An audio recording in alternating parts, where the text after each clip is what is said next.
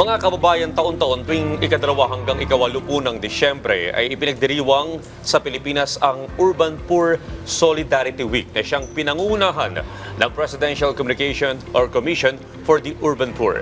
Ito ay sa ilalim ng Presidential Proclamation 367 na napirmahan noong January 30, 1989. Kaugnay po nito, makakasama po natin ngayon ang Chairperson at CEO ng PCUP na si Chairperson Maynard Sabili. Magandang umaga po and welcome po sa Rise and Shine Pilipinas. Chair Morning po, sir. Sabili. Good morning, Ryan and Audrey. Ayan, good morning Magandang po. umaga po Dayan sa at inyo Audrey lahat. po ito. Kababayan ko, si Mayor sa Batangas. Welcome po sa RSP.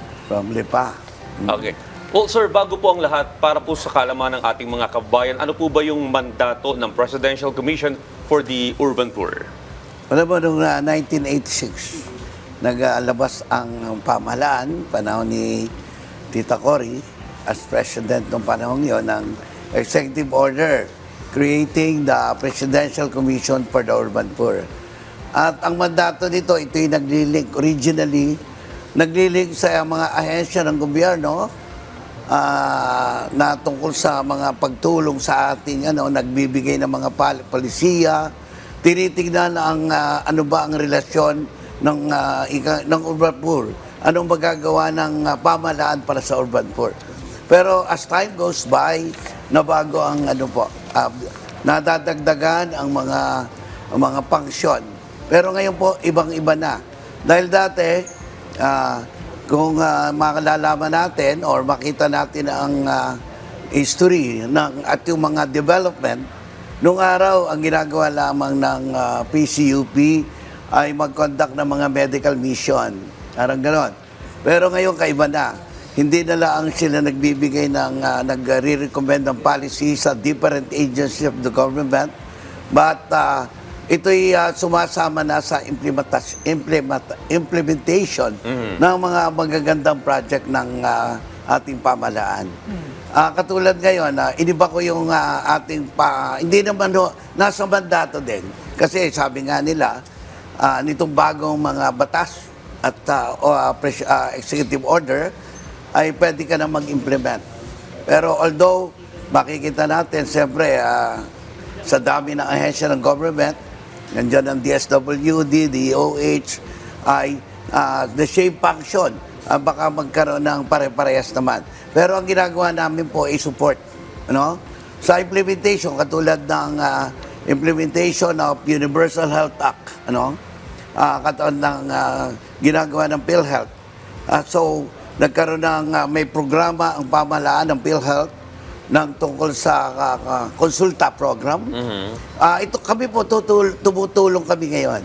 Nagkaroon kami ng memorandum of agreement with President Ledesma na kung saan ay aming i-implement sa buong regions of the country, Luzon, Visayas at Mindanao, ang programa ng konsulta program. Napakaganda po nito sa ating mga kababayan.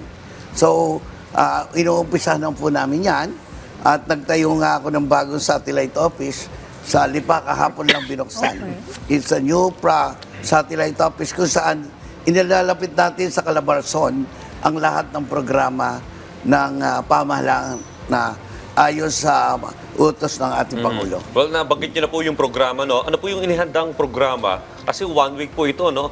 Para sa mga kasapi, 1,000 yung mga leaders po ng Urban officers Poor. only. Ito po yung magaganap sa UP Diliman. UP, ang bahay ng Alumdan. So ano po yung mga magaganap po dito?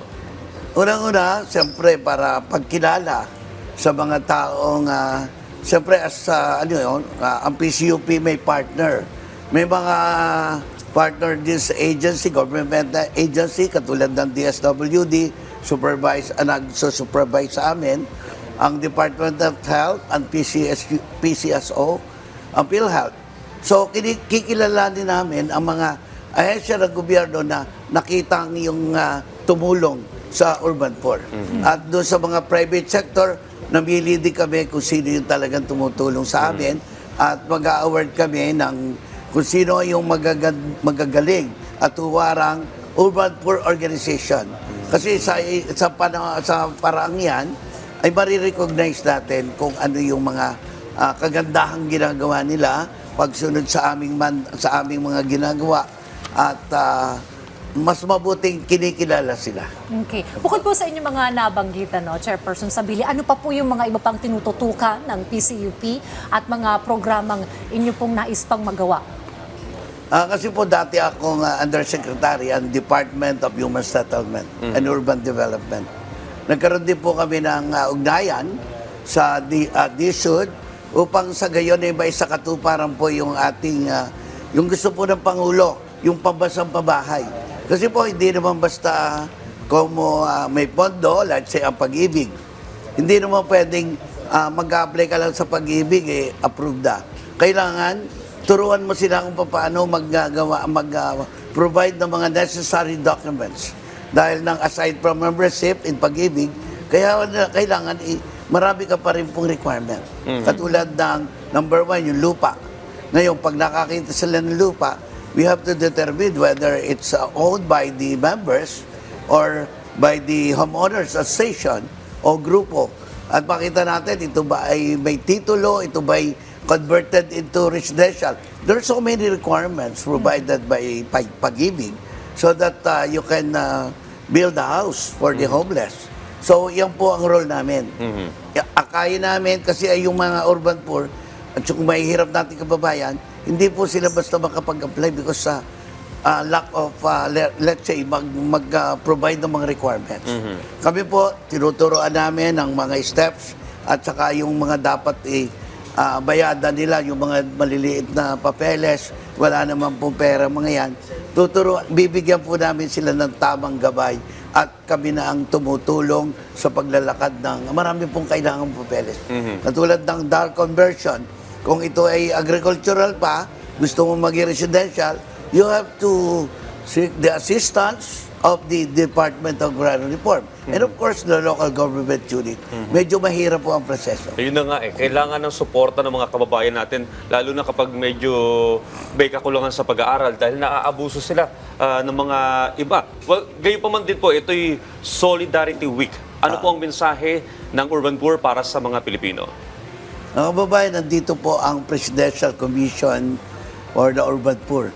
At katulad po ng mensaheng pinabot ni Pangulong President Ferdinand Bongbong Marcos Jr. na dapat po ay maramdaman ng mga kababayan natin yung may hirap na sila'y kasama as family. Ano po, pag sinabi nating family, meron pong pagtutulungan, may respeto, at syempre, kailangan ay malaman nila kung paano mabuhay ng sariling sikap. Ano? At nandiyan naman po ang mga programa ng ating pamahalaan upang akayin, tulungan at para ho sa seguridad, pagkakaisa at pag-unlad. Well, maraming salamat po, Honorable Maynard Sabili, sa pagsama po sa amin dito sa Rise and Shine Pilipinas at kaisa po ninyo kami sa inyong pagdiriwang ng Urban Poor Solidarity Week. Salamat. Maraming salamat, Thank sir. you po, Aubrey and Ayan Diane. po.